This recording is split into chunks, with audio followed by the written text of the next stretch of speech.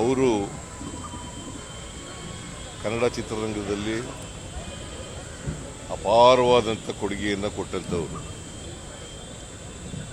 ನಟರಾಗಿ, ನಿರ್ದೇಶಕರಾಗಿ ಮತ್ತು ಪ್ರೊಡ್ಯೂಸರ್ ಆಗಿ, ನಿರ್ಮಾಪಕರಾಗಿ ಕನ್ನಡ ಚಿತ್ರರಂಗಕ್ಕೆ ಭಾಳ ಸೇವೆಯನ್ನು ಸಲ್ಲಿಸಿದ್ದಾರೆ.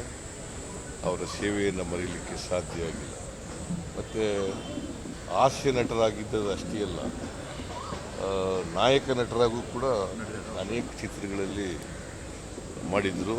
ನಾನಂತೂ ರಾಜ್ಕುಮಾರ್ ಮತ್ತು ಇವರ ಜೋಡಿ ಭಾಳ ಚೆನ್ನಾಗಿತ್ತು. ಆಮೇಲೆ ಅಂಬರೀಷ್ ಜೊತೆ ಕೂಡ ಕೆಲಸ ಮಾಡಿದ್ರು.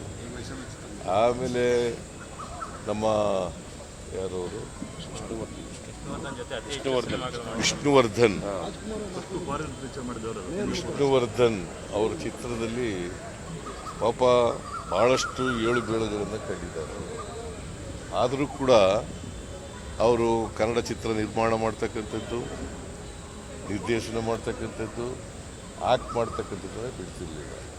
ಅವರು ಎಷ್ಟೇ ಕಷ್ಟಗಳು ಬಂದರೂ ಕೂಡ ಅದನ್ನು ಸಹಿಸ್ಕೊಂಡು ಕನ್ನಡ ಚಿತ್ರರಂಗ ಬೆಳೀಲಿಕ್ಕೆ ಭಾಳ ಅಪಾರವಾದಂಥ ಕೊಡುಗೆಯನ್ನು ಕೊಟ್ಟಿರ್ತಕ್ಕಂಥವ್ರು. ಎಲ್ಲಕ್ಕಿಂತ ಮುಖ್ಯವಾಗಿ ನಮ್ಮೂರಿನವರು, ಮೈಸೂರಿನವರು, ಹುಣಸೂರಿನಲ್ಲಿ ಹುಟ್ಟಿದವರು, ಮೈಸೂರಿನಲ್ಲಿ ವಿದ್ಯಾಭ್ಯಾಸ ಮಾಡಿದವರು.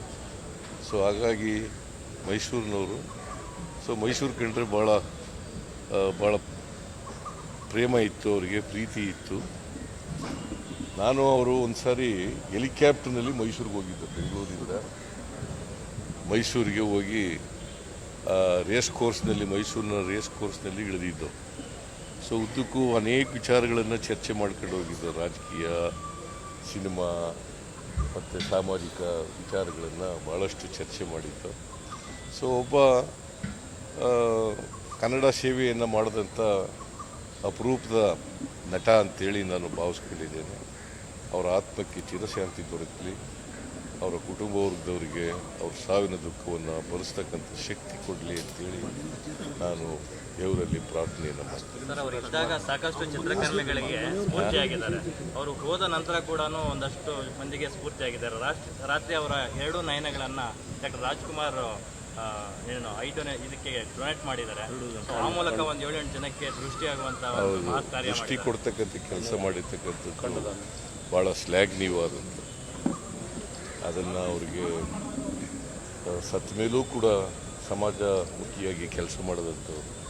ಸೊ ಅಂಥವರನ್ನು ನಾವು ಕಳ್ಕೊಂಡಿದ್ದೀವಿ.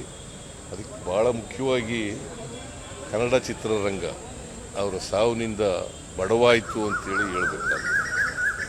ಕನ್ನಡ ಚಿತ್ರರಂಗ ಅವರ ನಿಧನದಿಂದ ಭಾಳ ಬಡವಾಯಿತು.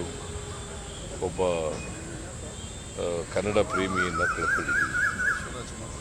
ಸಕಲ ಸರ್ಕಾರಿ ಗೌರವಗಳೊಂದಿಗೆ ಅಂತ್ಯಕ್ರಿಯೆ ಆಗುತ್ತಾ ಅಂತ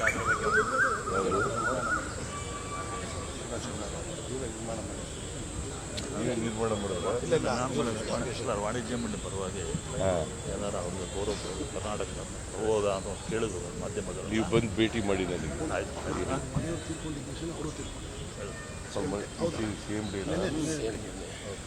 ಅವರ ಧರ್ಮಪತ್ನಿಯವರು ಕೂಡ ಕಾಲವಾದ್ರಲ್ಲ, ಅದೇ ದಿನ ಅವರು ಕೂಡ ಕಾಲವಾಗಿದ್ದಾರೆ.